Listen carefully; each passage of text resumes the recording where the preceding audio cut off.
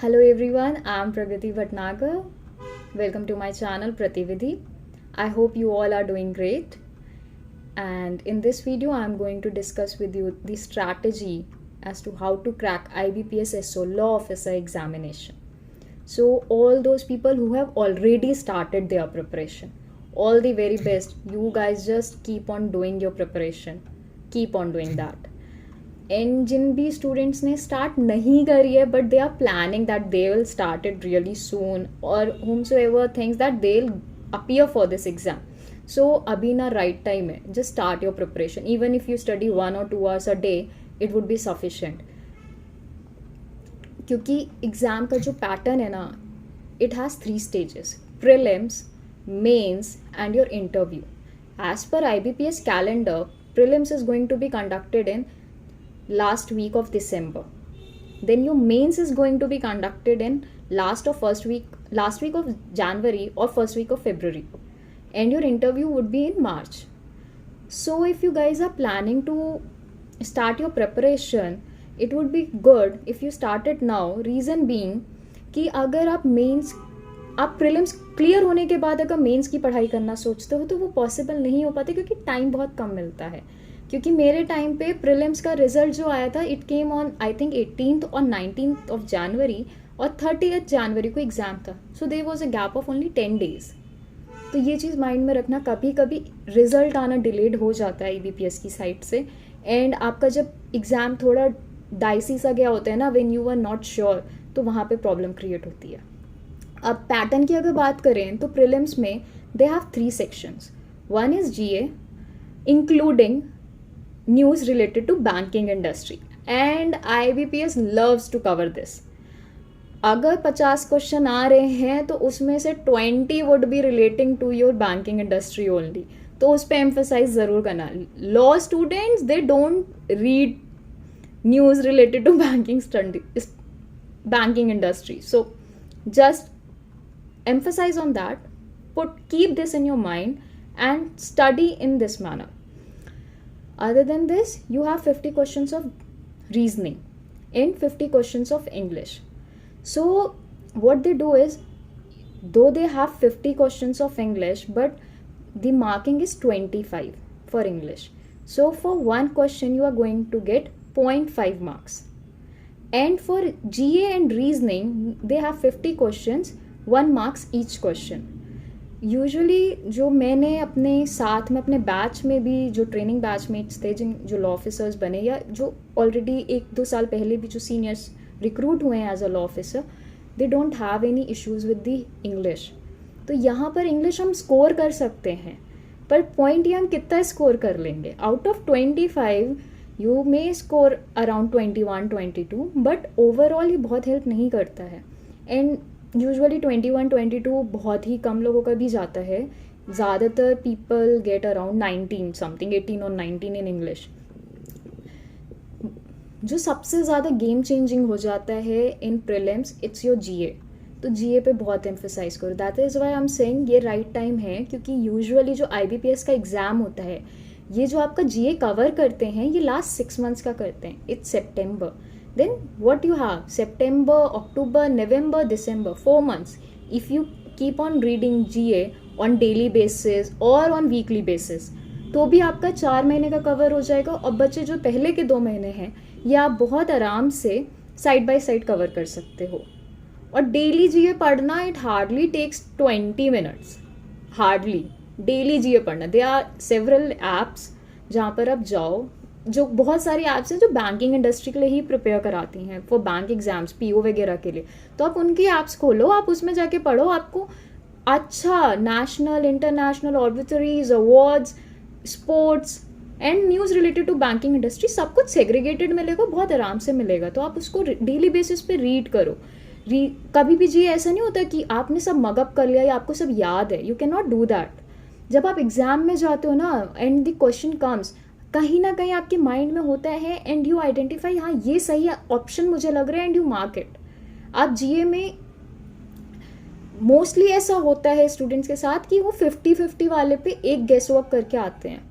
इधर you are clear something is very common in news, बहुत ज़्यादा आ रहा है, तो आप एकदम क्लियर हो। अदरवाइज आपके साथ क्या होता है कि आपको लगता है, अंदर से दिमाग में आता है कि नहीं यही वाला ऑप्शन है, तो आप वो मार्क करके आते हो। जी, ये गेम चेंजिंग हो जाता है। रीजनिंग ज़्यादातर लॉ स्टूडेंट्स के साथ एक प्रॉब्लम है, क्योंकि IBPS का जो रीजनिंग का स्टैंडर्ड है इट्स वेरी हाई। दो दे से इट कि वो मॉडरेट पूछते हैं, बट अगर आप स्टूडेंट्स का फीडबैक लो जो एग्जाम देकर आ रहे, जो भी एस्पिरेंट्स हैं, aspirants usually mostly they say that it's more towards difficult level. The reasoning comes from moderate to difficult. It's never easy. So legal में जो reasoning का होता है, I know there might be maybe many students जिनका reasoning बहुत अच्छा होगा and they will be scoring really good, but काफ़ी students हैं, जैसे मैं भी थी, मुझे reasoning में दिक्कत होती थी। तो रीजनिंग में जैसे मुझे अपने इजी टॉपिक्स पता चल गए थे, जैसे सिलॉजिम्स है, इनइक्वालिटीज़ है, ब्लड रिलेशंस है, एनालिसिस है, ये सब चीज़ों में I was very quick in doing this. तो मैं ये जल्दी सॉर्ट करती थी। तो मैं rather than picking up a puzzle and investing my time in it, and then I don't even know whether I could come to a conclusion, right conclusion. क्योंकि ऐसा हो सकता है कि मैंने जो पजल में सॉल्व करी हैं चीज़ें, जो जिस हिसाब से मैंने, मे बी फॉर एग्जाम्पल अगर सिटिंग अरेंजमेंट ले लिया, मैंने कुछ सिटिंग अरेंजमेंट में जिस तरीके से मैंने अपना बैठाया, और एंड में भी वो मुझे लग रहा है कि सही है, पर वो गलत हो सकता है। तो I use to find small questions जो हाँ मुझे डिसेंट मार्क्स दिलवा दें, कि I score above the cut off, sectional cut off. क्योंकि IBPS SO के प्रीलिम्स में क्या होता है, they have the sectional cut off as well as overall cut off. तो अगर आप ओवरऑल कट ऑफ क्लियर कर रहे हो पर सेक्शनल कट ऑफ क्लियर नहीं है, तो भी आप सेलेक्टेड नहीं हो, और अगर आपकी सेक्शनल कट ऑफ क्लियर है पर ओवरऑल क्लियर नहीं है, तो भी आप सेलेक्टेड नहीं हो। तो इस चीज़ का ध्यान देना, प्रिपेयर योर स्ट्रैटेजी कि आप किस चीज़ में अच्छे हो। मुझे सबसे ज़्यादा जो हेल्प करा था वो GA ने हेल्प करा था। मतलब GA is the game changer for me.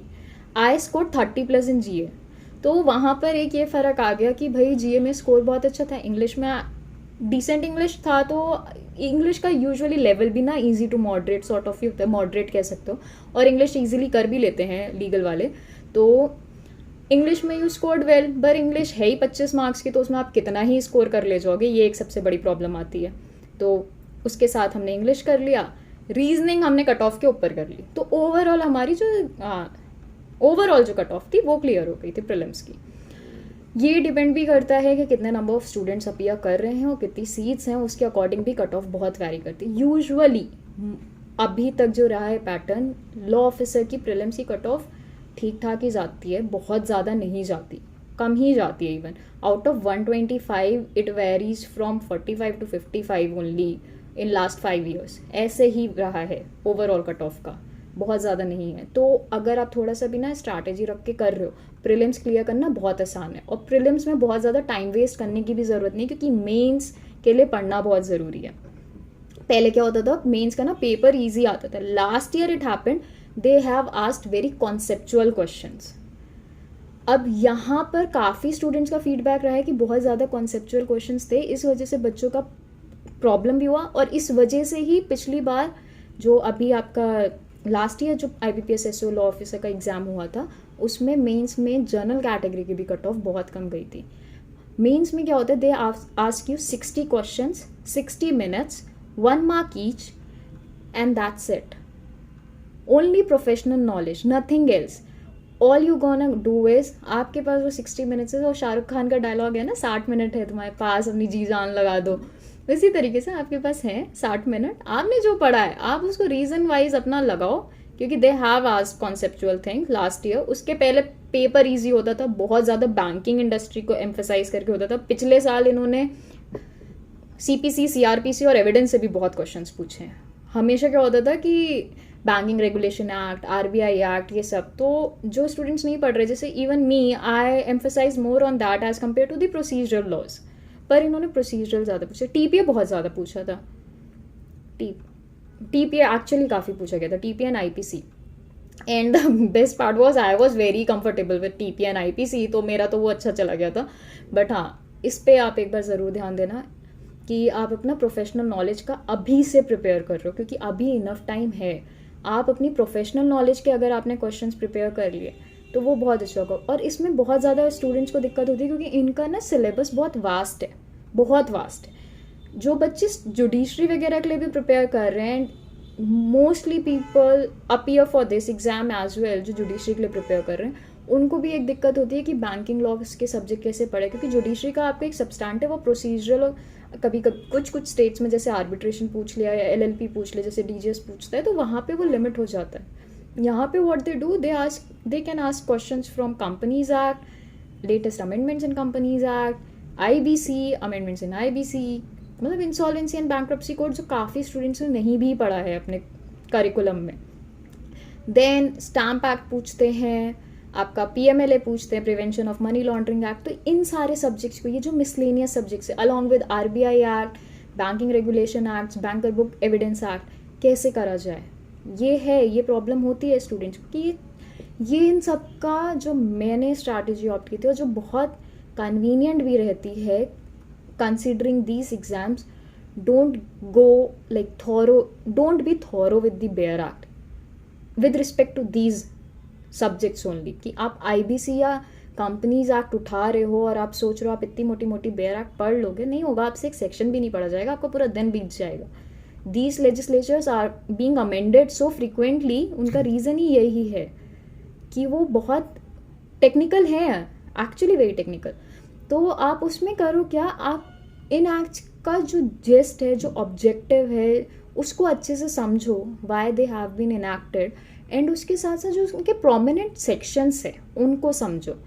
Refer many YouTube videos, मतलब मुझे जो सबसे ज़्यादा हेल्प कर रहा था कि सीए चैनल्स जितने हैं, those who had been like teaching for the chartered accountant exams, इन्होंने बहुत हेल्प करा था। The way they have taught LLP act, IBC act, एक 2 घंटे के वीडियोस में they have covered all the main sections, main provisions, main exceptions to those provisions. तो उस चक्कर में ये बहुत जल्दी कवर हुआ था मेरे लिए। तो वहाँ पर आप इन सब्जेक्ट्स के रिस्पेक्ट में, क्योंकि पढ़ना पड़ेगा, क्योंकि ये भी आते हैं, सिलेबस बहुत वास्ट है, अभी बहुत अच्छा टाइम है if you start preparing for it. So I hope अगर आप नहीं कर रहे हो तो करने लगो, और अगर किसी को नहीं पता है दैट IBPS एसओ एग्ज़ाम कुछ होता है, but you have seen this video, तो आई थिंक आप भी इस एग्ज़ाम के लिए प्रिपेयर करना शुरू करें। And all those students who are in their 4th year of law school और 5th year of law school, and they have been planning कि नहीं हम ये वाला एग्ज़ाम देंगे, तो आपके लिए तो बहुत अच्छा टाइम है, आप अपने कॉलेज टाइम से भी इस एग्ज़ाम के लिए प्रिपेयर कर सकते हो। So all the best, start your preparation. Those who are already preparing for this exam, all the best to them. Thank you. Bye bye. I hope you find this video helpful, and if you find it, then please share with your batchmates, with your peers, and like and subscribe. Thank you.